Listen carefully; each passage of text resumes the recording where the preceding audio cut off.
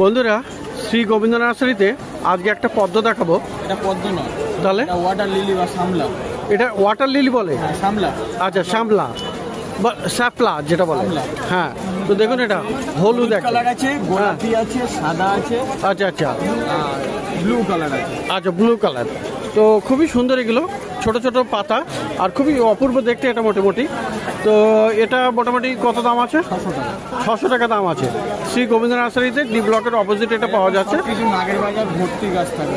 নাগের বাজারে মানে রথের দিনে তোমরা আসছো নাগের বাজারে, তাই তো? বৃহস্পতিবার বিকাল থেকে একদম ভরপুর গাছপালা পেয়ে যাবেন। তো বন্ধুরা, আগামী শুক্রবার মানে রথের দিনে ওখানে কিন্তু এই শ্রী গোবিন্দ নার্সারি আসছে ওখানে, আর আপনাদের কাছাকাছি নাগের বাজারের যারা বাসিন্দা, তো আমিও চেষ্টা করবো ওখানে আসার, এবং অনেকের সাথে হয়তো দেখাও হয়ে যাবে।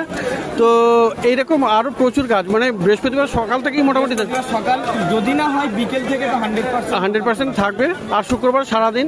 তো রথের বাজারে শ্রী গোবিন্দ নার্সারিকে আপনারা দেখতে পাবেন নাগের বাজারে, আর এটার দাম আছে 600 টাকা।